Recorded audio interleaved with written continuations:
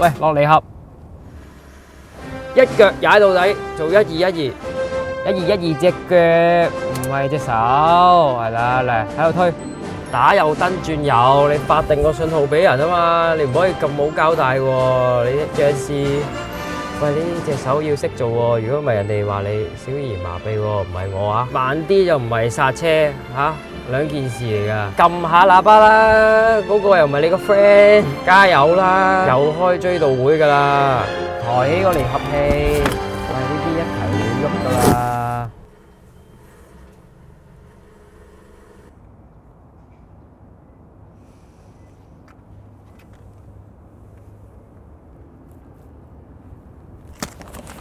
師傅啊，我覺得你好有問題。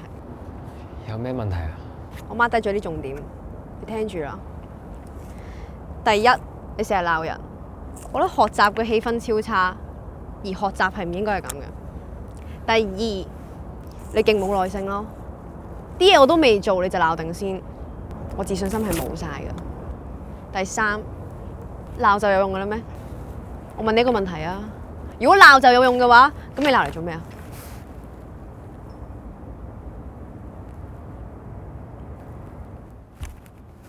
如果鬧就有用嘅話，咁你鬧嚟做咩啊？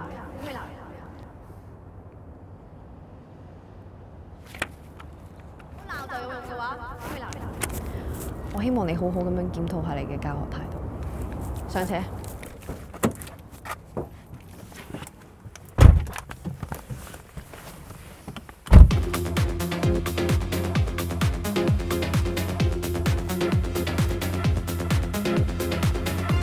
一波放離合，慢慢加油。二波踩離合，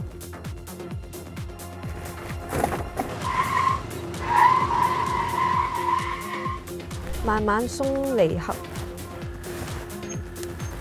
輕踩油門。一波放離合，慢慢加油。如果鬧就有用嘅話，咁你鬧嚟做咩？慢慢鬆離合，唔使急。如果鬧就有用嘅話，咁你鬧嚟做咩？唔好俾壓力自己。喂，唔好望住我啦，影響我發揮。咦，師傅你個頭出煙嘅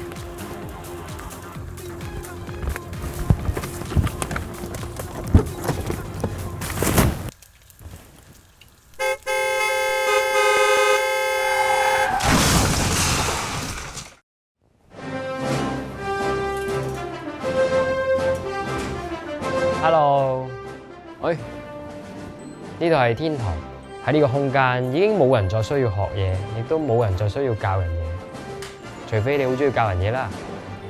嚟啦，我哋起行啦。係，天父，係，我想問，我係咪一個好嘅教車師傅啊？呢個係一個好好嘅問題。你為咗教車而犧牲咗自己性命，但咁樣又代唔代表你係一個好嘅老師咧？究竟點樣先為之一個好老師？嚟啊！等我教你做一個好老師。唔好話教，我哋一齊研究啊！